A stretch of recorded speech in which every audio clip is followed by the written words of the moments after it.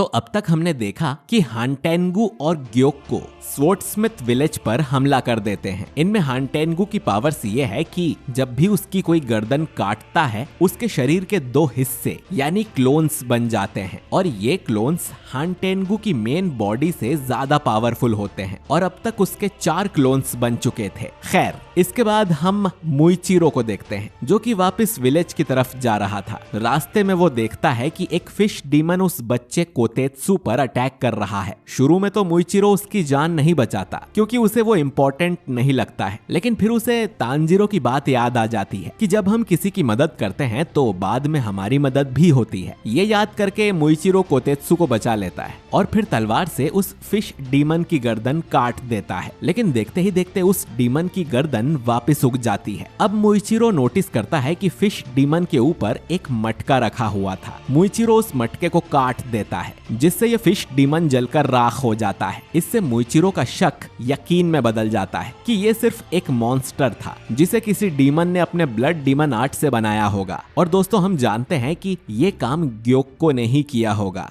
खैर, कोतेत्सु भागकर मुइचिरो को गले लगा लेता है और रोते हुए शुक्रिया कहने लगता है उसकी जान बचाने के लिए। वो उसे गालियां देने के लिए उससे माफी मांगता है जिसके बारे में मुइचिरो को पता भी नहीं था। मुइचिरो के पास टाइम नहीं था और वो वापस विलेज की ओर जाने लगता है। कोतेत्सु उसे रोकते हुए बोलता है कि एक डीमन ने कानामोरी पर भी अटैक किया था और होतारू भी बिना रुके एक पुरानी तलवार को बनाने में लगे हुए हैं। वो रिक्वेस्ट करता है कि मुइचिरो चलकर उन दोनों को भी बचा ले। मुइचिरो शुरू में तो इसे इग्नोर करता है, लेकिन फिर उसे मास्टर कागाया की कही बातें याद आ जाती है कि वो जरूर खुद को खोज लेगा। हमें मुइचिरो का एक फ्लैशबैक दिखाया जाता है जब वो डीमन अटैक से घायल हो गया था और मास्टर अपनी वाइफ के साथ उससे मिलने आए थे। मास्टर कहते हैं कि तुम अभी सिर्फ जिंदा रहने पर फोकस करो, तुम्हारी खोई हुई यादें तुम्हारे पास वापस जरूर लौट आएंगी। वो उसे हर काम को महत्व देने की भी सलाह देते हैं क्योंकि छोटी छोटी घटनाओं से भी उसकी मेमोरी ट्रिगर हो सकती हैं और फिर उसके माइंड में जो कोहरा है वो साफ हो जाएगा। अब कागाया की बात मानते हुए मुइचिरो बाकी लोगों की मदद को भी तैयार हो जाता है और कोतेत्सु को अपने कंधों पर उठाकर होतारू के घर की तरफ भागने लगता है। मुइचिरो मन में सोचता है कि क्या वो सही कर रहा है क्योंकि इस चक्कर में वो विलेज को प्रोटेक्ट नहीं कर सकेगा। फिर मुइचिरो कहता है कि मैं ये जरूर करूंगा क्योंकि मैं मिस्ट हाशिरा मुइचिरो तोकीतो हूँ। दूसरी तरफ पंख वाले डीमन की टांग से भी एक सिर निकल आता है और वो तांजीरो पर सोनिक अटैक करने लगता है, लेकिन उससे पहले ही तांजीरो उस सिर के 2 टुकड़े कर देता है। लेकिन फिर जो तांजीरो को डर था वही होता है। इन 2 टुकड़ों में से और 2 सिर बन जाते हैं और वो मिलकर तांजीरो पर सोनिक अटैक करते हैं, लेकिन इनके अटैक इतने कमजोर थे कि तांजीरो को कुछ नहीं होता। तांजीरो अब पूरी बात समझ जाता है कि उस डीमन के सिर्फ 4 क्लोन्स ही पावरफुल हैं। अगर 4 से ज्यादा क्लोन्स बनते हैं तो वो बहुत कमजोर होंगे। उसने डीमंस की जीभ पर एक एक इमोशन भी लिखा हुआ देखा था जो कि उन चारों के बर्ताव को दर्शाता है, जैसे सेकिडो का गुस्सा, एजेत्सु का सौरो यानी दुख, कराकू का प्लेजर यानी खुशी और उरुगी का जॉय जिसका मतलब भी खुशी ही होता है, लेकिन अंदरूनी खुशी। खैर, तांजीरो उन दोनों छोटे डीमंस के मुंह में तलवार घुसा देता है जिससे वो खत्म हो जाते हैं। फिर वो पंखों वाला डीमन उरुगी उस पे हमला कर देता है जिससे तांजीरो बच जाता है। अब डीमन बार बार उड़ते हुए तांजीरो पर पंजा मारता है और कहता है कि मेरे पंजे इतने नुकीले हैं कि हीरे को भी काट दें। तांजीरो के पूरे शरीर पर कट्स लग गए थे और वो घायल हो जाता है। अब डीमन जब वापस उस पे अटैक करने आता है तो तांजीरो अपनी तलवार से उसके सिर के 2 टुकड़े कर देता है जो कि वापस जुड़ जाते हैं, लेकिन इससे वो स्लो हो गया था तो तांजीरो अटैक करने उसके पास आता है। डीमन उस पे सोनिक अटैक करने की कोशिश करता है, लेकिन उससे पहले ही तांजीरो अपनी तलवार से डीमन के सिर के टुकड़े कर देता है। डीमन अब जमीन पे गिर जाता है, लेकिन वो अगले ही पल पूरी तरह से ठीक होकर वापस उड़ने लगता है। अब तांजीरो नेजुको और गेन्या से जिंदा रहने को कहता है क्योंकि वो उनकी मदद करने उनके पास नहीं आ सकता। इधर नेजुको को कराकू ने पकड़ा हुआ था, वहीं गेन्या के सीने में भाला फंसा हुआ था, लेकिन फिर भी वो जिंदा था। सेकिडो गुस्से में कहता है जल्दी से इस लड़के के टुकड़े कर दो, लेकिन काराकू को उसे परेशान करने में मजा आ रहा था। आजेत्सु कहता है कि वो नेजुको को मार देगा, लेकिन वो अपना भाला गेन्या के शरीर से निकाल ही नहीं पाता और गेन्या फिर मौका देखकर शॉटगन चला देता है जिससे आजेत्सु का सिर उड़ जाता है। आजेत्सु अब अपना भाला वापस खींच लेता है, जिससे गेन्या को बहुत दर्द होता है। आजेत्सु अपना सिर हील करते हुए बोलता है कि अब तो ये जरूर मर गया होगा, लेकिन इतना खून बहने के बाद भी गेन्या जिंदा था और वो अचानक आमीदा सूत्र का पाठ करने लगता है, जो कि भगवान बुद्ध से रिलेटेड है। ये सुन सेकिडो बोलता है कि ये अब भी जिंदा है, इसके सिर के टुकड़े कर दो।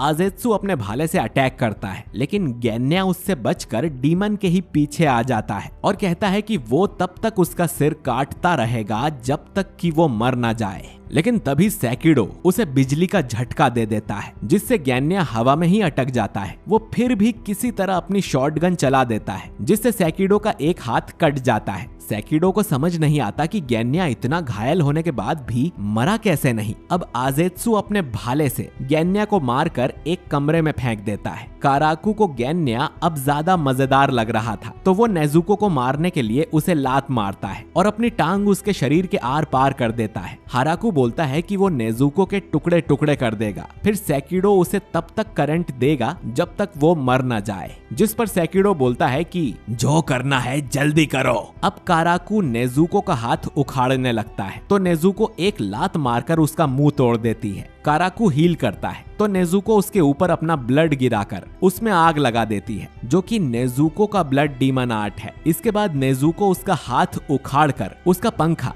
यानी उचिवा छीन लेती है और उस पंखे से हवा करके काराकू को ही जंगल में उड़ा देती है। वो सेकिडो के साथ भी यही करने की कोशिश करती है, लेकिन सेकिडो अपनी लाठी को नेजुको की गर्दन में घुसा देता है और वो फिर उसे जोरो की बिजली का झटका देने लगता है। इधर तांजीरो अब भी पंखे वाले डीमन से लड़ रहा था, लेकिन अब वो विलेज के काफी करीब आ चुका था। तांजीरो जानता था कि यहाँ तो वो इस डीमन को नहीं हरा पाएगा, लेकिन उसके पास और कोई रास्ता भी नहीं है। वो प्रे करता है कि नेजुको और गेन्या ठीक हो। इधर आजेत्सु गेन्या की लाश के पास जाता है तो वो देखता है कि वो अब भी मरा नहीं था और गेन्या फिर से आमीदा सूत्र का पाठ करने लगता है। आजेत्सु पूछता है कि आखिर तुम हो क्या, जिस पर गेन्या हंसते हुए बोलता है मैं तुम्हारी मौत हूँ गेन्या शिनाजुगावा। इतना कहकर गेन्या खड़ा हो जाता है। इधर तांजीरो डिसाइड करता है कि नेजुको और गेन्या तक पहुंचने के लिए वो इसी डीमन का इस्तेमाल करेगा। अब तांजीरो उस बिल्डिंग की ओर भागने लगता है। डीमन को लगता है कि वो उससे डरकर भाग रहा है और जैसे ही वो उसे अपना पंजा मारने नीचे आता है, तांजीरो उसे डॉज कर देता है और फिर उसकी टांग और मुंह में अपनी तलवार घुसा देता है। हालांकि डीमन अब भी तांजीरो की पीठ में अपना पंजा मार देता है। तांजीरो अब उस डीमन के साथ उड़ते हुए ही विलेज की ओर जाने लगता है। उसे ये भी पता चल गया था कि डीमन बहुत हल्का है, वरना इतने बड़े पंखों से ये उड़ नहीं पाता। अब तांजीरो इस डीमन के साथ उड़ते हुए सीधा उसी बिल्डिंग से टकराता है और अंदर जाकर देखता है कि सेकिडो नेजुको को करंट दे रहा था। सेकिडो ये देखकर गुस्सा हो जाता है कि उसके डीमंस मार खा रहे हैं। तांजीरो सेकिडो पर अटैक करने आता है तो सेकिडो अपने हाथ से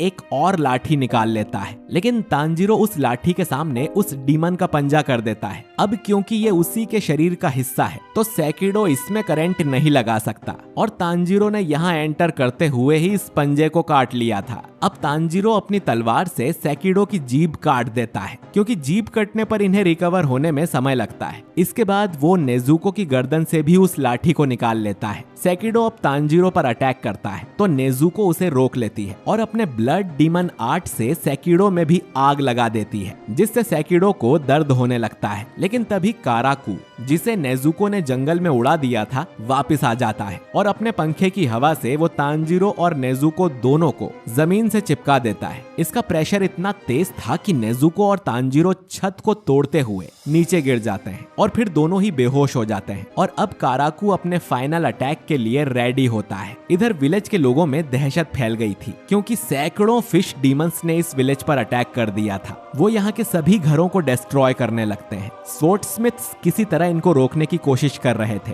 दूसरी तरफ विलेज से कुछ दूर हम मित्सुरी के कासुगाई क्रो को देखते हैं, जो उसे बता रही थी कि विलेज पर अटैक हुआ है और उन्हें जल्द ही वहाँ पहुँचना होगा। मित्सुरी तेजी से विलेज की ओर भाग रही थी। वो सोचती है कि उसे स्वॉर्डस्मिथ विलेज के पास ही ठहराया गया था, तो उसे ज्यादा देर नहीं लगेगी और वो विलेज के लोगों को बचाने के लिए अपनी पूरी कोशिश करेगी। कासुगाई क्रो उसे विलेज का रास्ता दिखा रहा था और ये एपिसोड यहीं पर एंड हो जाता है।